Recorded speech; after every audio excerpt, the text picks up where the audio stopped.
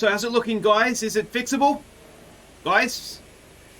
Alright, well, just keep up the good work and let me know, I guess.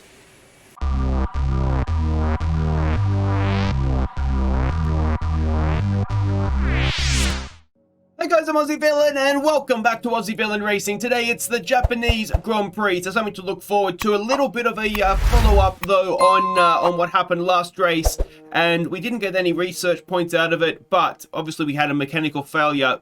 It seems as though the issue is relatively well fixed.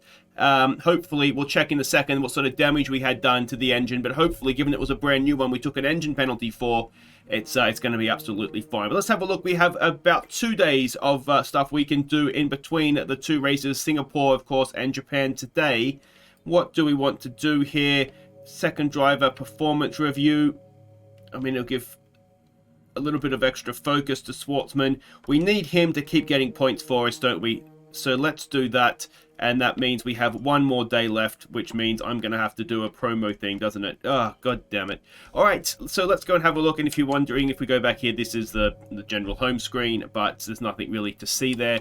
Facilities, now we do have almost 6 million in the bank and just over 3,000 research and development points. But as we know, there is a reset or certainly a changing of the rules. So we want to save our R&D points to try and convert or keep the upgrades we already have, rather than kind of potentially wasting them in the future. So we will we won't be doing anything there. We have nothing coming as well. Obviously we can see that we're equal with Ferrari now. We've taken big steps forward. What we want to try and do now is make sure that we can take another step forward, obviously, next season, and not go backwards. We want to give ourselves the best sort of place to take off from, and we can always binge spend then as well. Now the vehicle, the motor, the MG UK is done.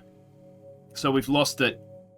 So that's obviously disappointing. But of course, we took a penalty for everything. So it's not the end of the world. But we've lost a part already. The gearbox. Oh, that's not what we want to do to get to the gearbox. That is 2 races in and absolutely fine. Corporate side of things, nothing too much has changed. We're at, what are we at, level 18. So we're still a little ways away from getting that 4th sponsor, which would then give us more income coming in.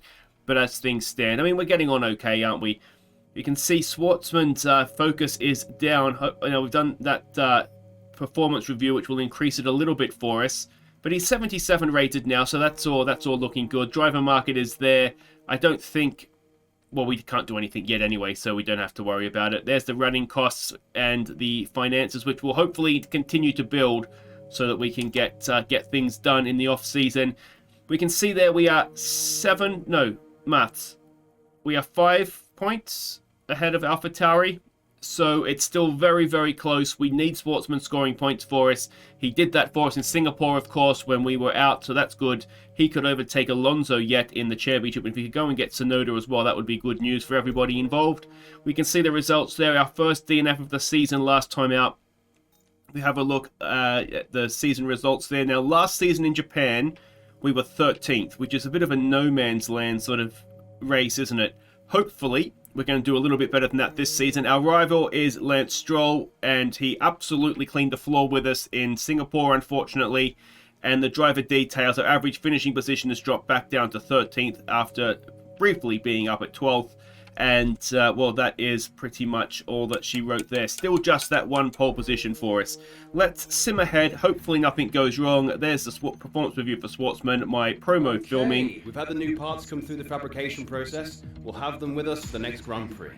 I didn't know there were any parts coming through the fabrication process, but that's great. They're on the car anyway. So let's go off to Japan and see what sort of weather we're going to get. Okay, so we can see the weekend preview with the track map of Suzuka. Development's complete, so we can see what's going on in the car there. I didn't know that those things were happening, but that looks like a relatively major upgrade, doesn't it? Weather forecast is a percentage. Oh, it's going to be a wet race. It's going to be a wet race. And that's still the same thing from last race. Now, there was a message coming into the weekend about the regulation changes. If we go and have a look at this, and we should be able to see, we can see their changes to regulations have been announced. So we have 22 parts at risk. So let's have a look and see. We can see there the things that we've done. what is at risk here. 22 parts is significant, I'd say, isn't it? So now this is why we saved. This is why we saved all our R&D points. So let's go and do all this, and hopefully I've done something intelligent here, and we're going to find that we're going to be in a good position to start next season, even if it is somewhat at the sacrifice of this season. So I think it's more important to protect the chassis side of things than the durability side. Durability upgrades tend to be cheaper anyway. So that's everything done. And we still got a little bit to do, obviously, but between now and the end of the season, hopefully we'll be able to get everything protected. And the durability side of things, the supplier upgrades have arrived, so that's excellent. But that's, yeah, 69 points, 81 points, 135 points, 184 points, 54 points. Yeah, can we just do that? 0 points. So we'll get that done.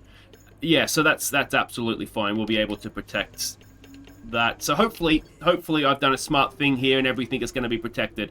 All right, I'm going to go do free practice and I will see you for qualifying. Oh, wet race. I'm going to have to change my setup. All right, welcome back. Free practice is done. We're sort of in that Aussie Villain zone, just in just a low top 10, or just outside for the most part. But we do have a dry qualifying, so let's get to that, and then we'll worry about a wet race. All right, here we go. First run in Q1. Hopefully, we'll just be one and done here. We do have, obviously, the setup for the race on the car. When I tried in wet-free practice, the dry setup was absolutely fine. So, we shouldn't have been compromised too much on that front. A bit too much curve there, so this is not going to be our lap.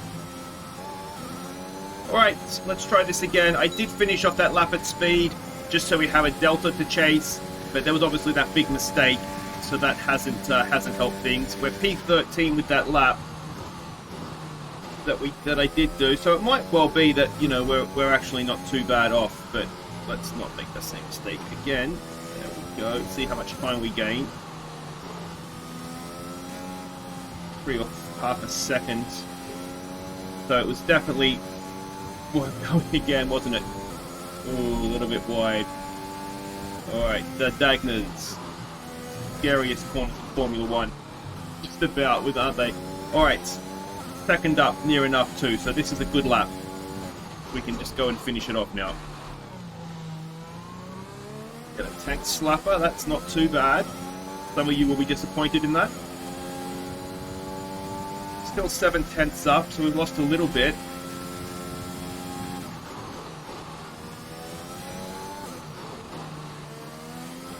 And a little bit more. I mean, I did try to do as best lap I could, even with the mistake. So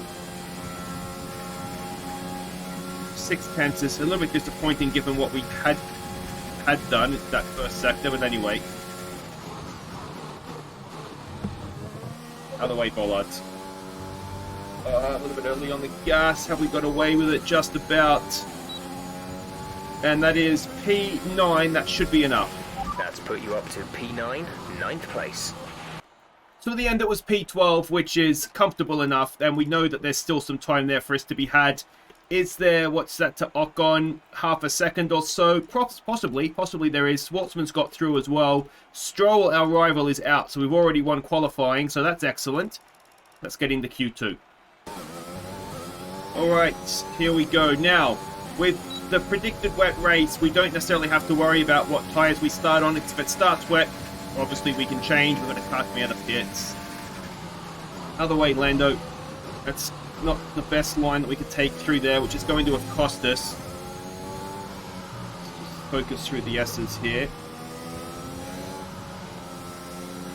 This is the part of the track that the car seems to struggle on compared to everybody else around us. I've checked the, oh, that's great. I've checked the sector times of Schwartzman as well, and he struggles as well, so it's not just me for once. Where we are good is obviously down the straights, and there is some straights at Suzuka. A little bit deep, but we should be able to get on the gas a little bit earlier, so that's okay. Yeah, I mean, this is essentially a straight. you know, you're not braking, and so it's straight as far as I'm concerned. Getting on the curves too much. And that's not been a great exit. I don't know if this is going to be our lap, if I'm honest. We'll finish it off as best we can. But it might be a case of needing to go. We've done a purple sector there, have we? Didn't feel particularly good. Early in the session, though, so there may not be much competition.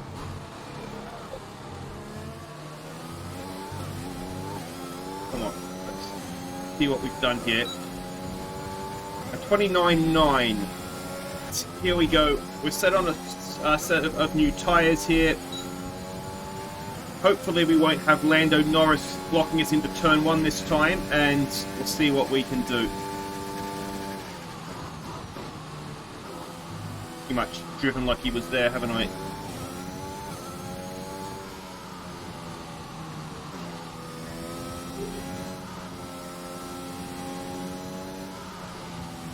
Try and stay in 5th as much as possible without getting on a curb or running wide. There we go, and we can see the time benefit of that as well, almost half a second.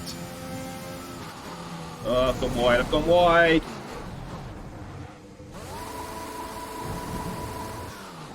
So thus ends our qualifying. By the time we got back and repaired the rear wing, there wasn't enough time for another lap. So I tried desperately on the brakes, but we just couldn't stop the car in time. So there we go, P14 it'll be. Just there with Schwartzman on what'll be, the 7th row of the grid. So let's check the grid. It's going to be wet. We're in mid-pack, which means a lot of spray. Should be interesting. Interesting even.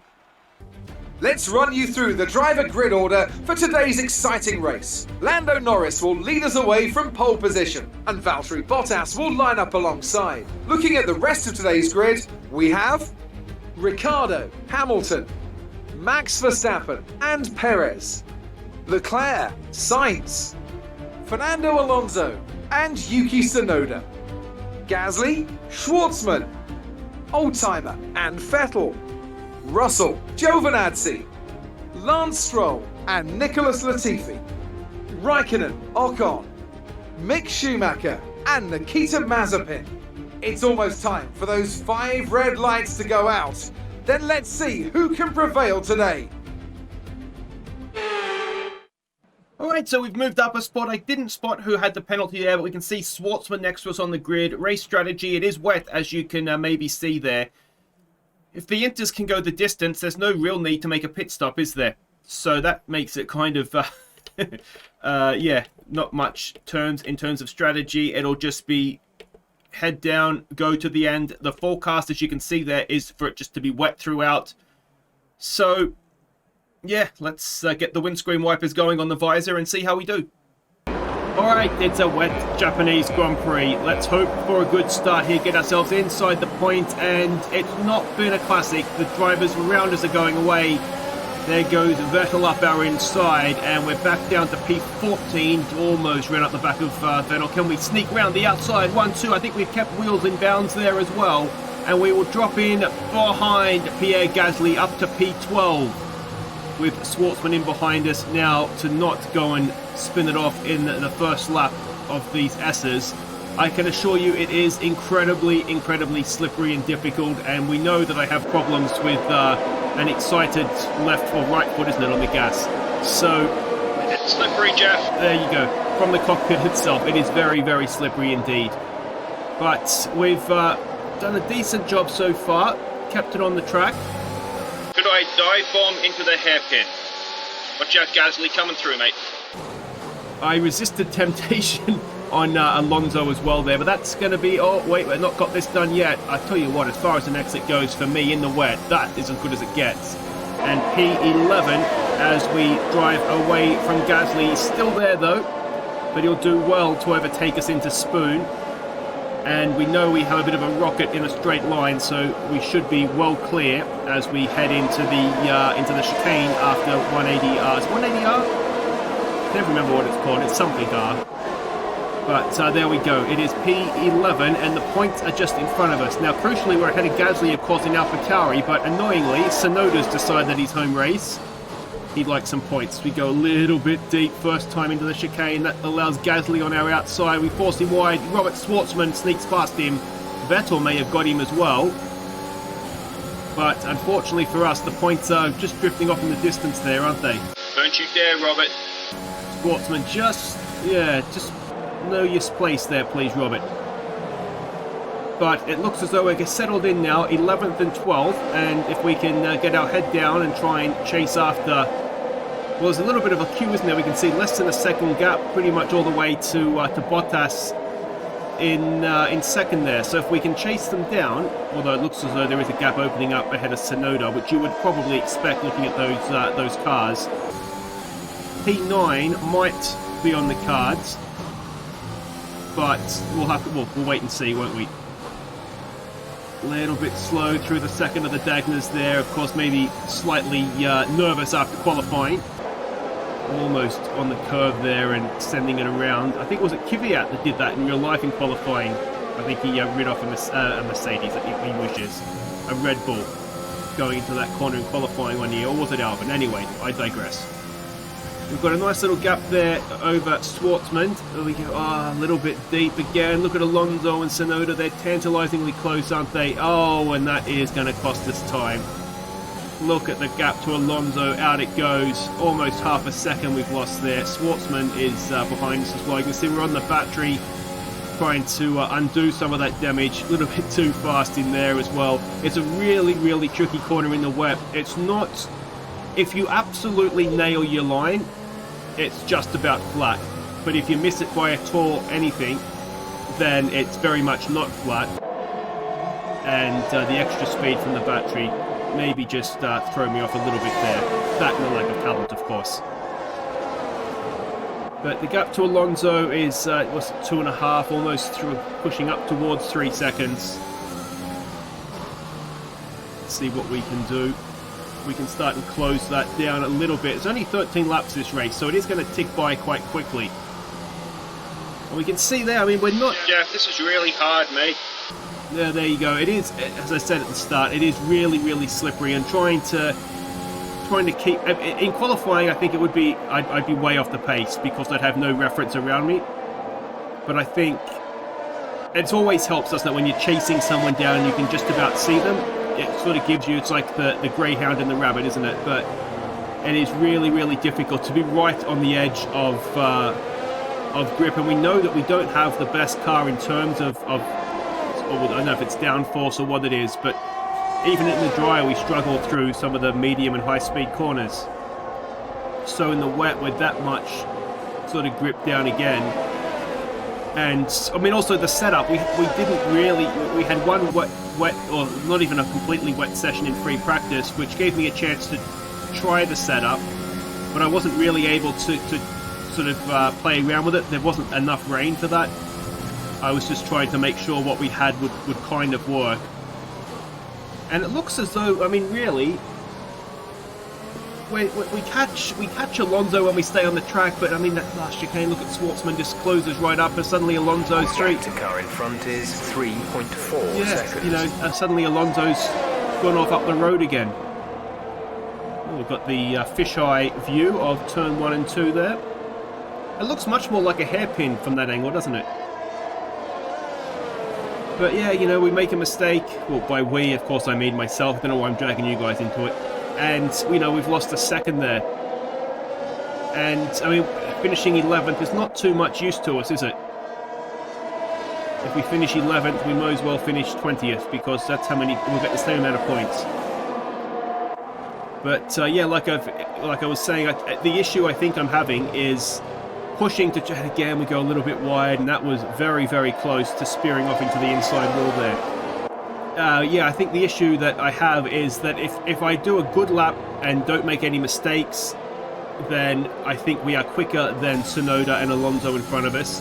The issue I'm having is that to be that quick, it also means that I'm sort of right on the edge of a mistake, and we know I love a mistake. So, yeah, it's just a very, very tricky race all round. But again, we're on the battery. Just trying to maximize the straight line speed that we have. into one. Is it 180R, 140? It's one something R anyway. I'll look it up after I finish the race here. I'm just really slow into the finally those bollards. They've been annoying me all race, but we get them out of the way. We just seem, again, I don't know why I'm dragging this into it. I just seem really slow into that chicane, and we can see now Alonso almost 4 seconds up the road. So it's not looking particularly like it's going to be one for points this race, is it? Gasly is sticking with us as well. But it looks like a bit of formation flying by the AVR boys right now. Again, just go a little bit deep there, and that just keeps Schwartzman behind us. Oh, very, very close to putting a wheel on the grass, and I think that would have seen both Schwartzman and Gasly past us. One thing, I mean, if I'm looking for where I've made progress just generally in playing the game, wheel off, another deep again into that corner, is, I mean, we all remember, I think, Canada, don't we, where I absolutely choked when I was in the lead, just froze up with nerves, and I was just making so many mistakes, we ended up with nothing. I think I am getting slightly better now, obviously holding off cars for 11th and 1st is two different things, but at least I'm not making so many mistakes or costly mistakes. I'm making sort of little mistakes rather than missing corners altogether like we were doing it at Montreal there. So maybe there is a little bit of progress being made, but the gap to 10th, and of course that point is now over 4 seconds. And at some point we need to close up this gap, don't we? We need to really, really go for it. And I think it's around this time somewhere I just decide that the battery is recharging. It's a wet race. I mean, you know, you don't have that much need for it. Using the battery, that is. So every straight, I'm just going to try and maximize. I mean, the big asset of our car is very much its straight line speed. And we can see now we can't see Alonso really in the distance anymore. So what we need to do is maximize that where we can. And hopefully that will then offset some of the damage that I do going through corners. This looks like, hey, look, I always look like I know what I'm doing through the L again. We just run out of grip, don't we, at the end? Just a little bit of understeer, and I think maybe slightly softer front suspension might have done that. If I thought I had the ability, oh, went wide again through the Dagners. If I had the ability to change things on the go, maybe I could have softened. I don't know if you can soften the front anti-roll bars, but that might have helped. It's easy to do this now. At the time, of course, I was not thinking that. I was thinking, please don't crash. Go fast, don't crash. But yeah, I mean, the biggest issue I have is actually trying to look at the buttons I'm trying to press, and I'm not one of those people that can do it blind. I very much need to look at what I'm doing. Again, just running a little bit wide. It's just trying to carry as much speed as possible, and not quite having either the talent or the car more talent to be able to do it, I think. But again, I think if we'd had more running in a wet-free practice, I might have been able to tweak that a little bit. But it's very difficult to set up a car for the wet when you're doing dry practice. We've brought that gap back down to Alonso. We're almost under 4 seconds. We are now under 4 seconds.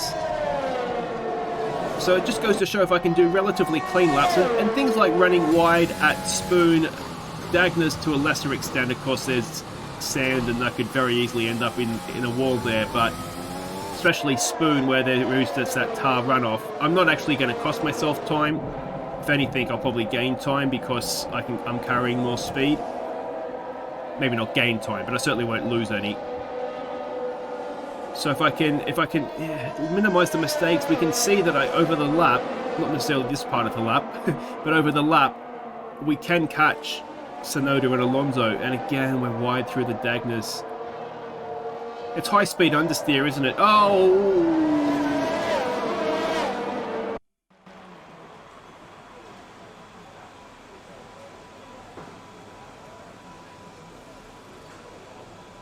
Our drivers are making their way out for the podium celebrations, and it's going to be McLaren picking up the winner's trophy. Congratulations to the entire team for that fantastic performance.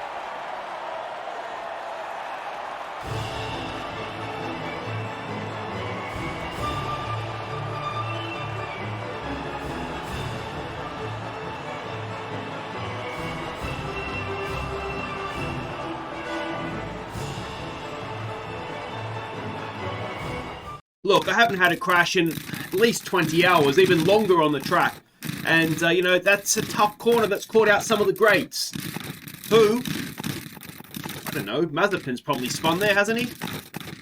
So, there we go. It's, as I famously have said many times on Discord, I don't finish 11th, I finish 10th or I don't finish. Ultimately, we weren't going to score any points anyway. I was pushing a little bit too much, obviously, trying to use the battery as much as possible to try and close the gap on Alonso and Tsunoda there. And, yeah, just got a little bit wide, didn't I, on the gas and spun us into the wall. So that's unfortunate, but like I say, you finish 11th, you don't finish, you still don't score any points, do you? So that is that. It's not too much damage, though, for the constructors. Schwartzman ended up finishing 11th. He just took over from us in between the two AlphaTauris. And thankfully for us as well, you may have noticed that Alonso did manage to get past Tsunoda, which means he only got 1 point, not 2. So we still have that 4-point gap at the top of the, or not the top, I should say, sorry, but for 5th in the Constructors' Championship. And the rivalry with Stroll takes yet another hit. Back-to-back DNFs, and, well, that's not great, is it? But next up, it is the American Grand Prix. So we'll be off to Austin. That should be a little bit of fun. I do enjoy that track. Whether I'm good at it or not is a different question, is it? But, yeah, if you've enjoyed that, make sure you hit thumbs up. It wasn't the greatest race. I apologize for that. We were just sort of on our own a little bit there, weren't we? And if you are new to the channel, of course, make sure you subscribe. We will be back next time for the American Grand Prix. And I look forward to 50 grand that cost, Crashes. That's expensive, isn't it? And I look forward to seeing you then. 7.72. We are going to have a good off-season. I'm looking forward to next season. But, well, we need to get some more points this season first, don't we? Take care.